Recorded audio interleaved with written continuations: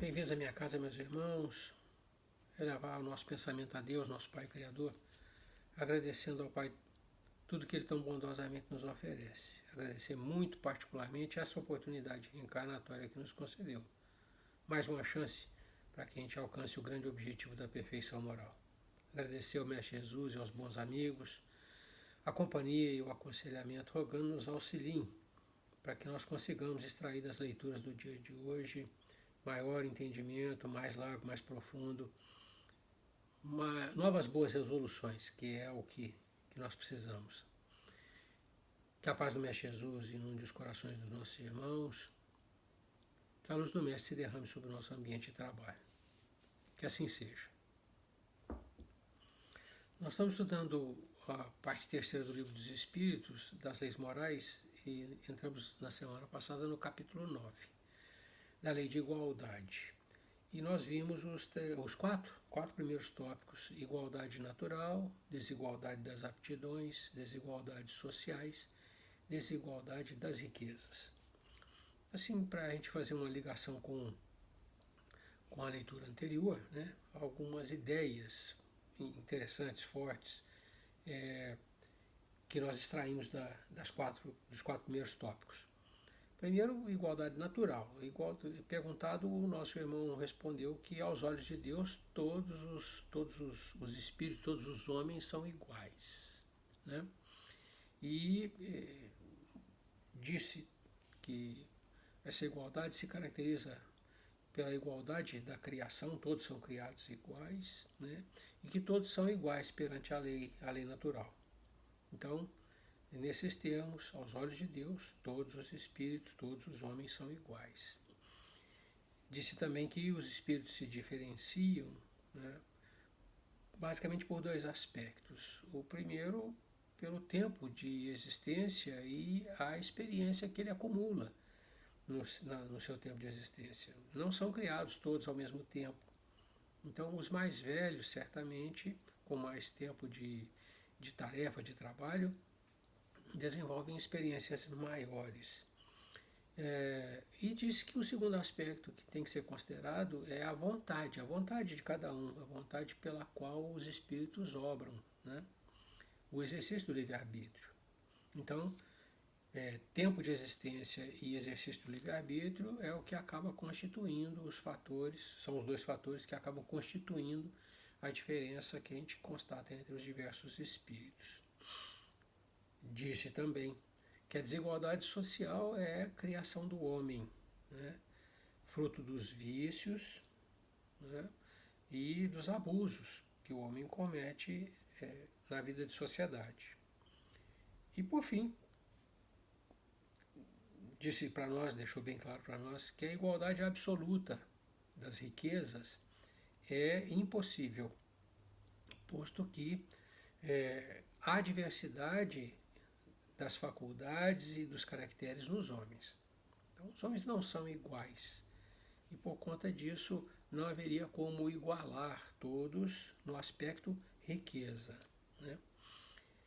Mas disse bem claramente também que a solução não passa por redividir a riqueza, dando a cada um uma parcela igual, mas sim extirpar da sociedade a chaga que ele disse, que é o egoísmo.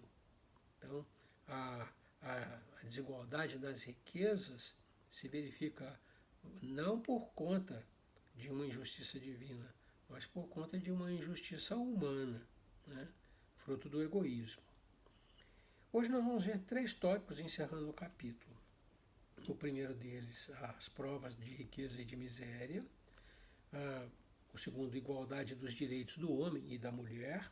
E, por fim, igualdade perante o túmulo. Então, vamos lá retomar a nossa leitura, né? Nosso estudo. As provas de riqueza e de miséria.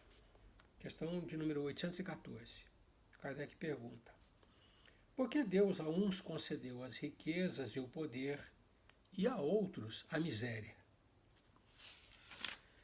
Nosso orientador responde assim: para experimentá-los de modos diferentes.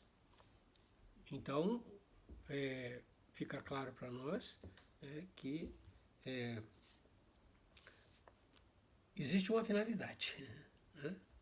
Não é vamos dizer assim,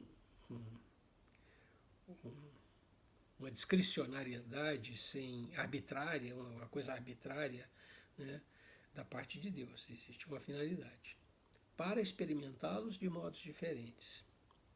Além disso, como sabeis, essas provas foram escolhidas pelos próprios espíritos, que nelas, entretanto, sucumbem com frequência. Então, o nosso irmão deixa bem claro aqui que, concordando com a pergunta de Kardec, né, trata-se de uma concessão de Deus. Né? Kardec pergunta taxativamente, porque a uns concedeu. E o nosso irmão diz, olha, essa concessão divina foi feita em cima do pedido, da escolha dos espíritos. Então ele simplesmente concordou com as escolhas que nós fizemos. E essa concordância de Deus é para que nós sejamos testados, né, naquilo que efetivamente nos aproveite.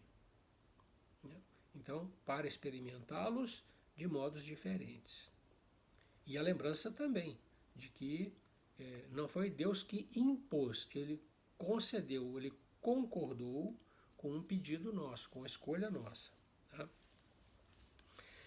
Então, 815, Kardec pergunta: qual das duas provas é mais terrível para o homem? A da desgraça ou a da riqueza? Nosso orientador responde assim: são-no tanto uma quanto outra. A miséria provoca as queixas contra a providência. A riqueza incita a todos os excessos.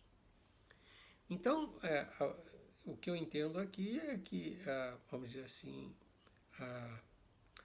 o que torna terrível a prova, não é a prova na sua essência, mas a maneira como o homem reage à condição. Se nós lermos novamente, nós vamos entender essa visão. A miséria provoca queixas da providência e a riqueza incita a todos os excessos. O risco, a dificuldade, ou como disse o Kardec, né, o aspecto terrível da prova, né, não está na prova em si, mas em como o homem reage a ela. Tanto uma quanto outra, né, coloca o homem em xeque. 816, pergunta Kardec. Estando o rico sujeito a maiores tentações, também não dispõe, por outro lado, de mais meios de fazer o bem? Aí o orientador responde: mas é justamente o que nem sempre faz. Torna-se egoísta, orgulhoso e insaciável. Com a riqueza, suas necessidades aumentam e ele nunca julga possuir o bastante para si unicamente. Uma notinha no final. A alta posição do homem neste mundo e o ter autoridade sobre os seus semelhantes são provas tão grandes e tão escorregadias como a desgraça. Porque, quanto mais rico e poderoso é ele, tanto mais obrigações tem que cumprir. Tanto mais obrigações tem que cumprir. E tanto mais abundantes são os meios de que dispõe para fazer o bem e o mal. Deus experimenta o pobre pela resignação e o rico pelo emprego que dá aos seus bens e ao seu poder. A riqueza e o poder fazem nascer todas as paixões que nos prendem à matéria e nos afastam da perfeição moral. Por isso foi que Jesus disse: em verdade vos digo, que mais fácil é passar um camelo por um fundo de agulha do que entrar um rico no reino dos céus. Aqui, o que a gente depreende na 816, né, é que a riqueza, como nós a vemos, né, como um privilégio, como uma desobrigação, né, como uma ausência completa de necessidade e sofrimento, né, é desenhada pelo nosso irmão o inverso e o oposto. ele atribui a riqueza, né, vamos dizer assim, a possibilidade maior de falência do homem pela exposição que ele tem a essas facilidades todas. A gente observa o aspecto moral, o nosso irmão observa o aspecto. Nós observamos o aspecto material, perdão, nós observamos o aspecto material quando nós fazemos nossa consideração, mas o nosso irmão observa o aspecto moral, né, que seria a falência, né, diante dessa facilidade que a riqueza proporciona. Né? Então, o homem fica exposto, né, a muitas coisas que podem, né, desviá-lo do bom caminho, vamos dizer assim. Né? Ele diz assim, a riqueza e o poder fazem nascer as paixões que nos prendem à matéria e nos afastam da perfeição espiritual. Quando perguntou-se lá atrás qual era a prova mais difícil, nosso irmão disse tanto uma quanto outra, porque normalmente o homem está inconformado no lugar em que estiver. E aqui ele coloca para nós uma outra ideia que deixa mais claro que aquele que está na opulência, né, se vê mais tentado a falir, a ser vicioso, né, do que virtuoso. É essa a colocação que ele faz. Ele diz, a alta posição do homem neste mundo e o ter autoridade sobre seus semelhantes são provas tão grandes e tão escorregadias como a desgraça. Ele iguala as duas. Porque quanto mais rico e poderoso é ele, tanto mais obrigações tem que cumprir. E tanto mais abundantes são os meios que dispõe para fazer o bem e o mal. A destinação que ele dá, conforme o seu senso moral, a riqueza que ele tem em mãos, né, pode fazer um bem enorme ou um mal enorme. É isso que ele coloca. Então, esse homem com essas possibilidades maiores tem também maiores possibilidades de falir. É isso que fica para mim. Né? E a citação de Jesus é bem clara. Né? É mais fácil um camelo passar pelo fundo da agulha do que um rico entrar no reino dos céus. Jesus queria dizer assim, este camarada, né, está exposto a muitas tentações. E ele tem mais possibilidade de ceder a elas do que se manter virtuoso. Né? É essa a interpretação que a gente tem que dar à fala de Jesus. De qualquer maneira, né, essa colocação para nós é preciosa, porque levanta que a riqueza tem um fim providencial. Né?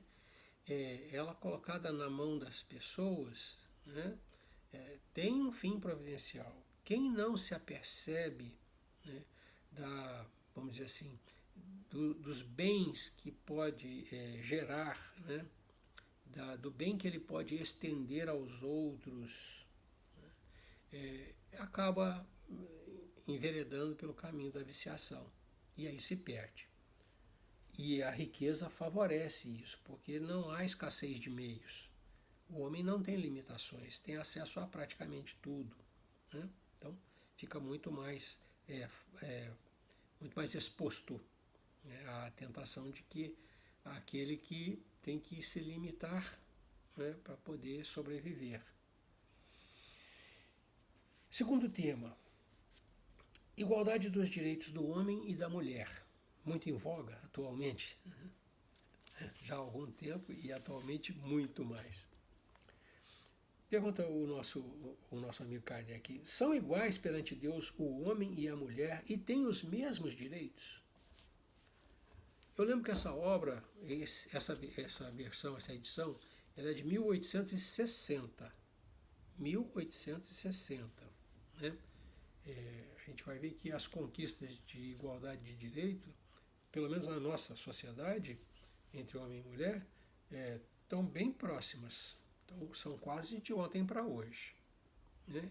Essa obra aqui já vai há mais de 150 anos. Né? Então, olha o que disse lá o nosso orientador. Perguntado se são iguais perante Deus o homem e a mulher. E se eles têm os mesmos direitos. Ele diz: não outorgou Deus a ambos a inteligência do bem e do mal e a faculdade de progredir? Não são os dois, homem e mulher, né, detentores da inteligência e da possibilidade de avançar? Então não há diferença, é o que ele quer dizer. Se os dois têm as mesmas faculdades, as mesmas possibilidades, são iguais. 818. Kardec pergunta: de onde provém a inferioridade moral da mulher em certos países? E a gente ainda vê, nos dias de hoje, né, nos costumes de determinados povos, um tratamento diferenciado ao extremo, né, com relação à mulher.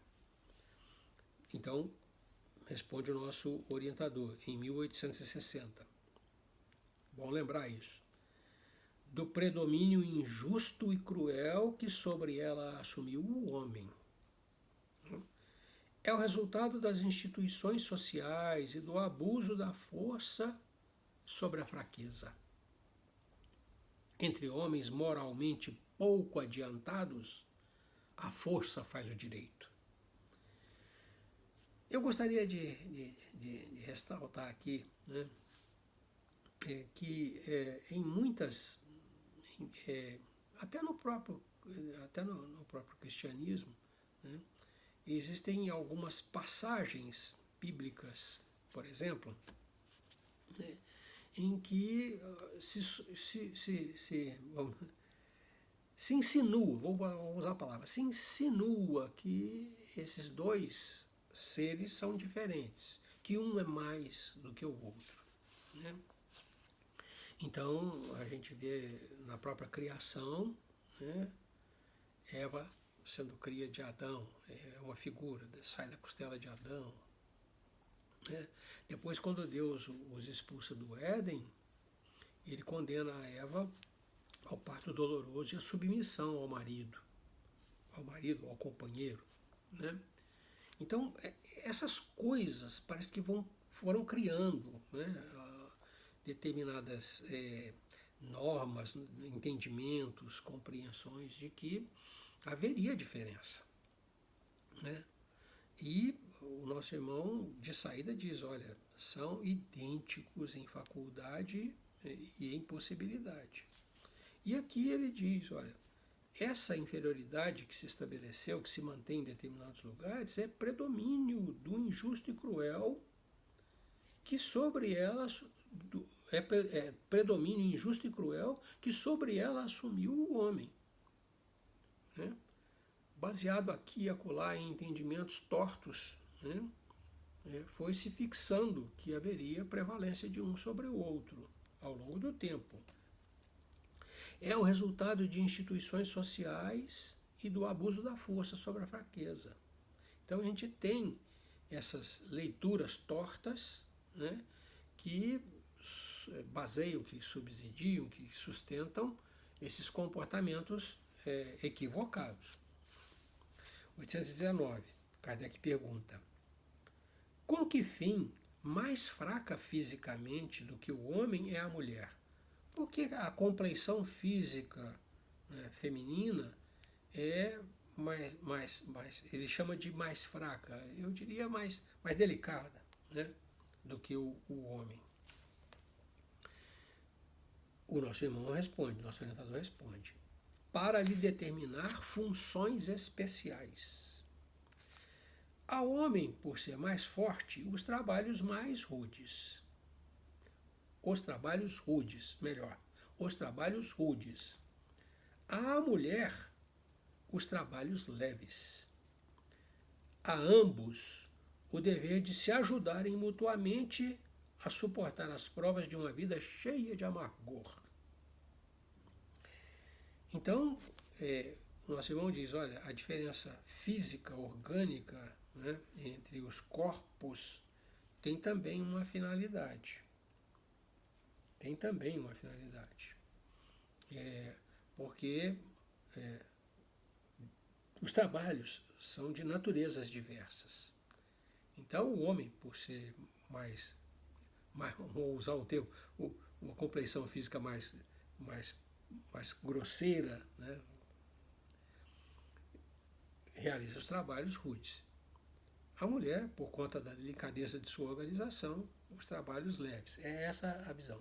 Respondendo a Kardec, por que haveria diferença, né, entre a organização corporal, né, dos sexos feminino e masculino.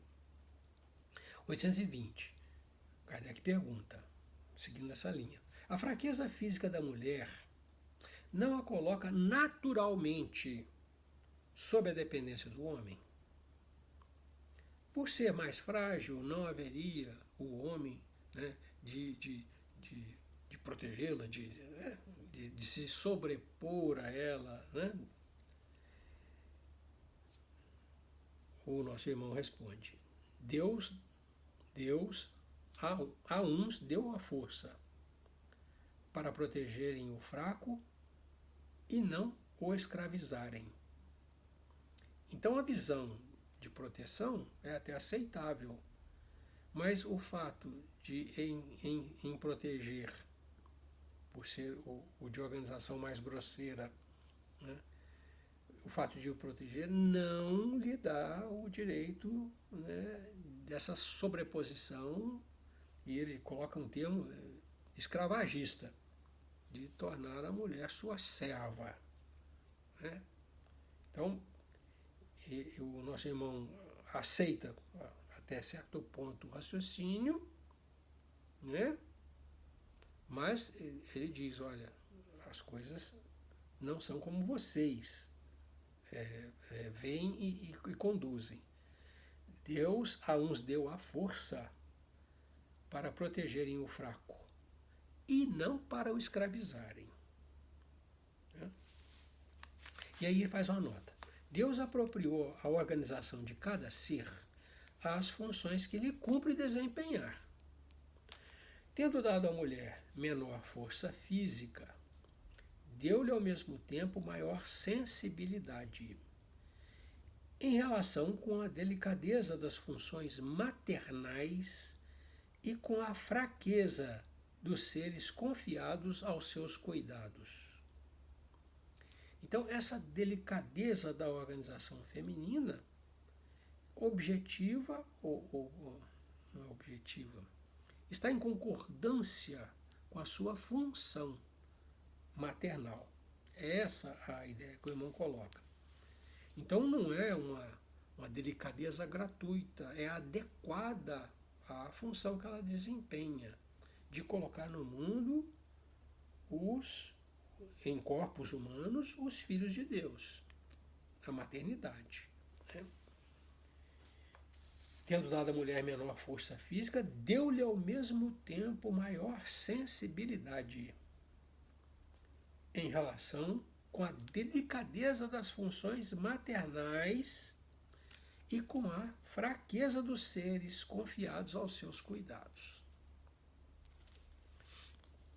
821. As funções a que a mulher é destinada pela natureza terão importância tão grande quanto as deferidas ao homem? E aí o nosso irmão responde: sim, maior até. É ela quem lhe dá as primeiras noções da vida. A pergunta do Kardec, né, o nosso irmão foi muito polido, né,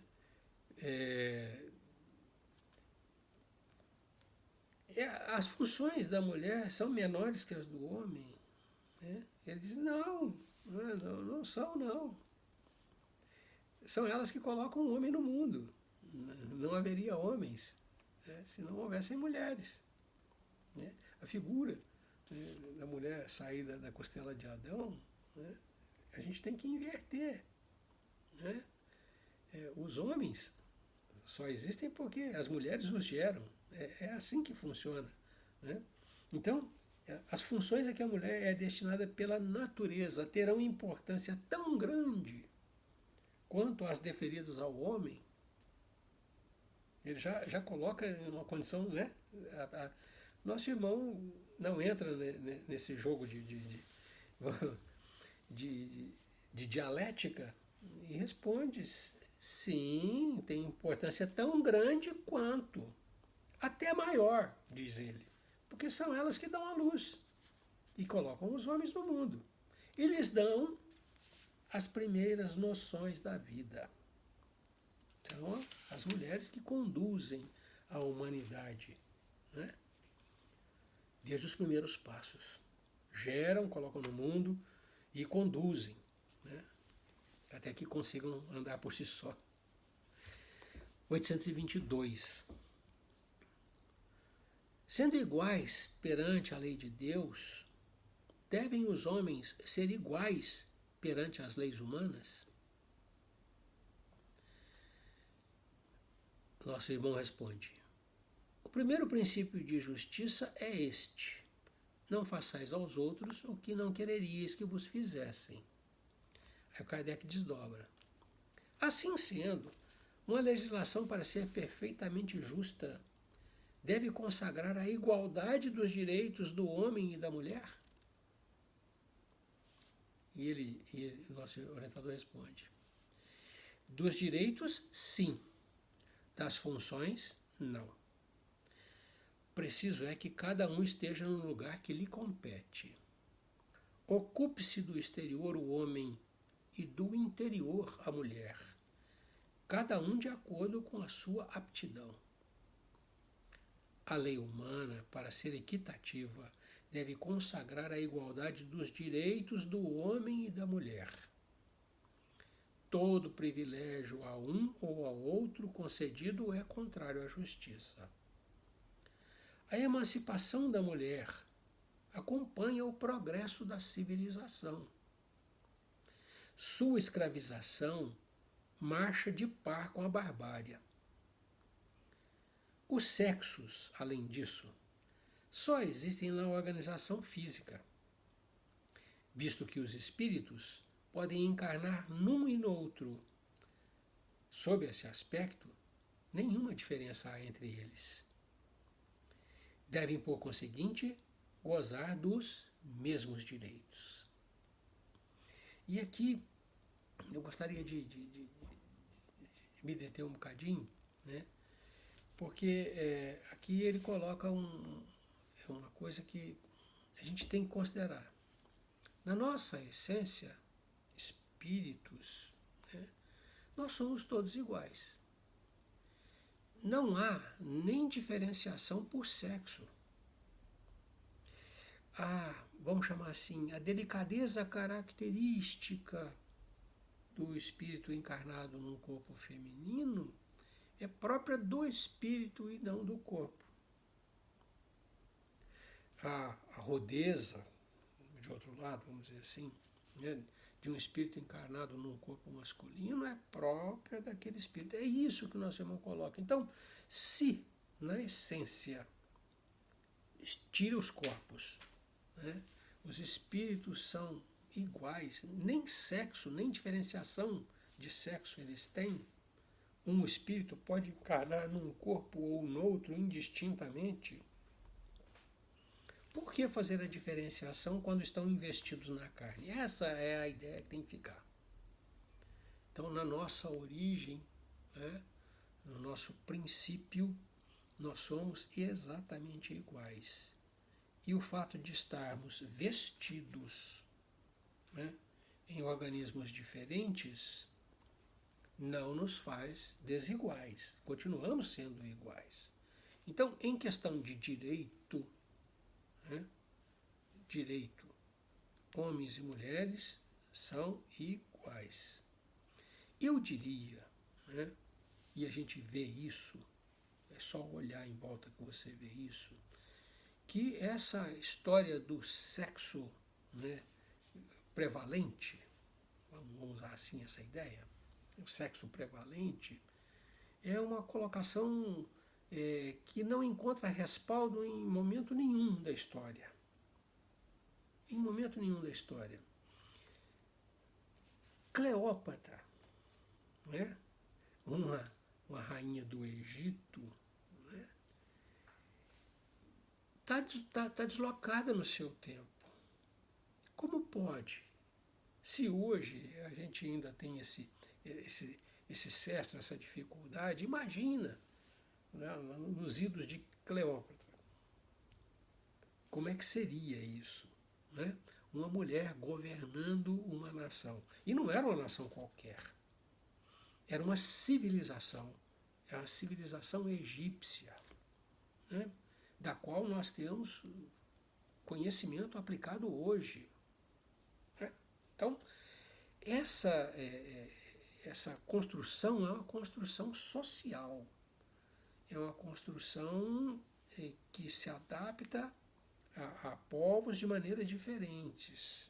A gente vê hoje, né, o costume muçulmano em determinados lugares, né, a mulher literalmente proibida de tudo.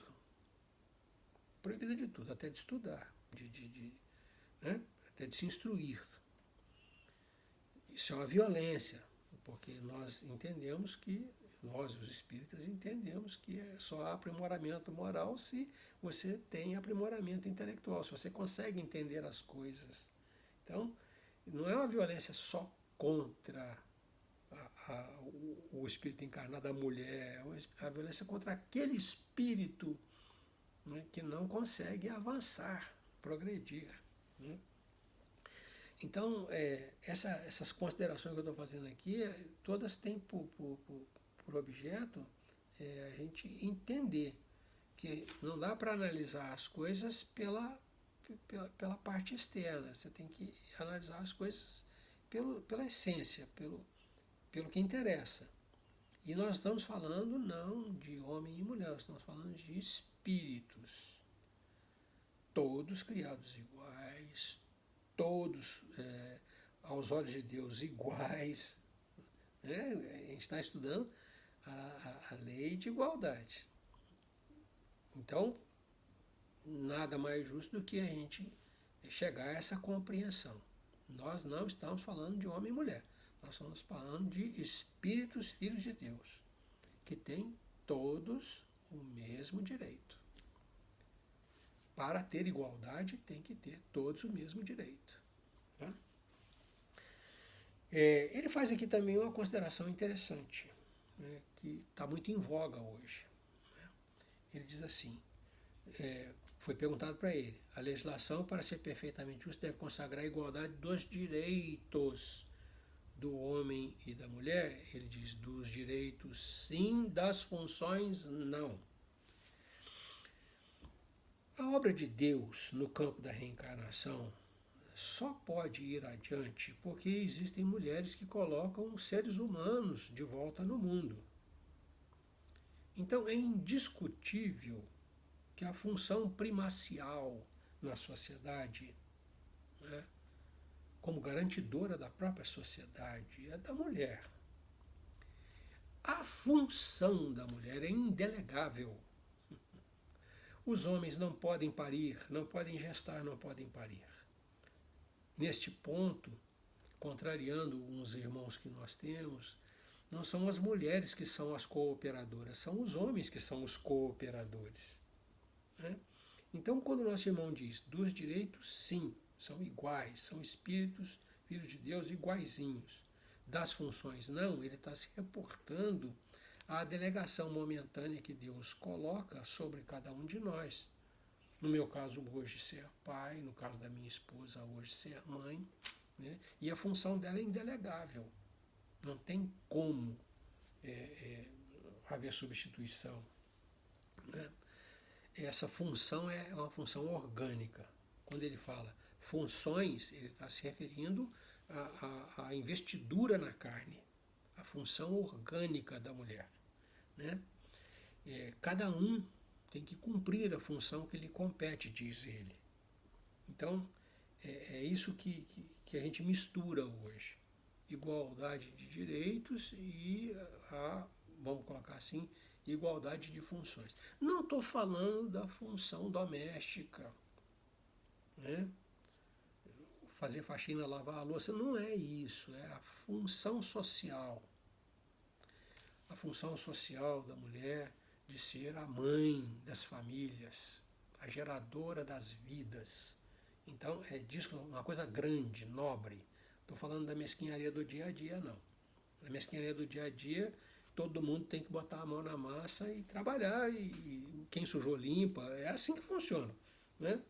Vamos simplificar as coisas, mas as grandes coisas, como manter as sociedades vivas através da reencarnação dos espíritos, isso é uma tarefa de maternidade, própria da mulher, própria do organismo feminino, né? E é isso que o nosso irmão reporta aqui, que eu chamo a atenção porque é importante, a gente confunde as coisas, né?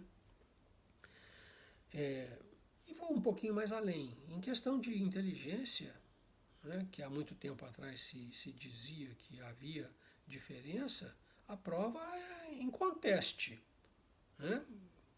Não é o sexo que define inteligência, é o espírito que está no corpo, né? E o que a gente encontra de espírito evoluído, intelectualmente falando, né, dando banho de conhecimento no sexo feminino, é uma sombra. Então, não tem nada que possa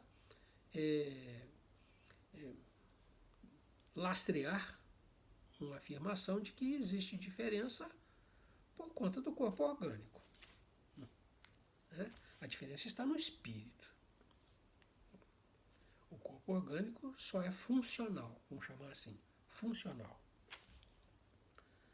Vamos então para o último tema: igualdade perante o túmulo. Pergunta 823. De onde nasce o desejo que o homem sente de perpetuar sua memória por meio de monumentos fúnebres? O nosso irmão responde laconicamente: último ato de orgulho. Aí o Kardec desdobra a questão. Mas a suntuosidade dos monumentos fúnebres não é antes devida, as mais das vezes, aos parentes do defunto que lhe querem honrar a memória do que ao próprio defunto? Não são uma deferência, vamos dizer assim, ou uma homenagem, né? Não é homenagem não, mas uma deferência à parentela que honra a sua memória? E aí o nosso irmão diz: o orgulho dos parentes, desejosos de se glorificarem a si mesmos. Oh, sim, nem sempre é pelo morto que se fazem todas as demonstrações. Elas são feitas por amor próprio e para o mundo, bem como por ostentação de riqueza. Supões, porventura, que a lembrança de um ser querido dure menos no coração do pobre, que não lhe pode colocar sobre o túmulo senão uma singela flor? Supões que o mármore salva do esquecimento aquele que na terra foi inútil? Então, o que a gente, e no meu tempo de criança isso era muito comum, né? Os mausoléus, né? Mausoléus, como é que eles chamavam? De família, né? Eu não me lembro mais, mas era uma construção enorme onde se recebiam todos os familiares ali e tal. Isso tudo, né? Vamos usar o termo correto, né? Numa contraposição enorme, né? Com outros pequenos túmulos que a gente chamava de carneiros, né? Que eram simplesmente umas construções de cimento bem quase rentes ao chão, né? Onde se recebiam as pessoas mais pobres, né? Eu lembro que na época, quando meu pai faleceu, por exemplo, nós tivemos que nos servir de um túmulo de um aparentado, né? Porque naquela época nós não tínhamos condições de fazer o sepultamento do meu pai. Sempre foi alguma coisa para nós, né, lá atrás, cara. Era difícil. Mas assim, não tinha nada como nós vemos hoje, esses cemitérios em que é um campo de relva com a plaquinha no chão, com a referência, né? E que parece mais conforme com a ideia de igualdade perante a morte, né? Todos voltam para o chão de onde Deus os tirou, segundo o Gênesis, né? Então, quando ele coloca aqui orgulho, efetivamente, não é? Não se honra alguém, né, por uma demonstração dessa natureza. Eu penso particularmente, né, que se honraria muito mais se houvesse uma obra filantrópica com o nome dele. Por exemplo, né, um refeitório comunitário que levasse o nome dessa personalidade, que fornecesse refeições gratuitamente para quem não tem condições. O nome dele estaria lá. Não para todo sempre, mas por muito tempo seria lembrado. Ele, mesmo não tendo sido conhecido, estaria sendo honrado. Então, quando o nosso irmão fala de orgulho, ele fala exatamente desse desvio. Né? Honrar o morto com uma obra morta. Uma coisa que não resulta em nada, que fica paralisada num campo que ninguém visita, porque visita-se no começo e depois se esquece completamente, né? As criaturas ficam na nossa memória, nós não precisamos ir lá para nos lembrar delas. Então, é essa a colocação que ele faz. E ele faz duas questões, duas perguntas que são de matar. Ele diz, olha, porventura, a lembrança de um ser querido dura menos no coração do pobre? Por outro lado, o mármore, uma pedra cara, o mármore salva do esquecimento aquele que na terra foi um inútil, que não construiu nada, que não ajudou ninguém? Será esquecido, mesmo que esteja coberto de ouro. Talvez não seja esquecido por causa do ouro, mas ele mesmo não será lembrado. Né? É essa a coisa que nós temos que entender. A serventia nossa está em vida. A memória deve ser preservada por alguma coisa que tenha repercussão, né? Que nos honre o trabalho, a orientação, a exemplificação. Então, seria muito mais, vamos dizer, condizente, né, que as homenagens fossem prestadas de outra maneira e não com mausoléus. 824. Reprovais, então, de modo absoluto a pompa dos funerais? E aí nosso irmão responde, não. Quando se tem em vista honrar a memória de um homem de bem, é justo e de bom exemplo. Então, todos os funerais, todas as honras funerárias, né, que têm em vista honrar a memória de alguém que produziu, né, são além de justas. Ao muito que ele fez, um bom exemplo para os demais, para mostrar que o trabalho dele repercute. Uma nota é feita, ele diz assim, o túmulo é o ponto de reunião de todos os homens. Aí terminam, inelutavelmente, todas as distinções humanas. Em vão tenta o rico perpetuar a sua memória, mandando erigir faustosos monumentos. O tempo os destruirá, como lhe consumirá o corpo. Assim o quer a natureza. Menos perecível do que o seu túmulo será a lembrança de suas ações, boas e más. A pompa dos funerais não o limpará das suas torpezas, nem o fará subir um degrau que seja na hierarquia espiritual. Uma obra filantrópica talvez o fizesse subir um degrauzinho na escala espiritual, né? Então, é alguma coisa para a gente considerar. Terminando, 44 minutos, eu gostaria de colocar uma ideia. Nós estamos falando de igualdade, né? E a gente tem que ter a percepção exata, né, da igualdade possível, a igualdade real, como diria Rui Barbosa, né? Uma igualdade real. A igualdade perante a lei, a igualdade de oportunidades, né? A igualdade de sermos criados todos iguais, né? Todos no mesmo ponto, com a mesma possibilidade. Então, essa é a igualdade realizável.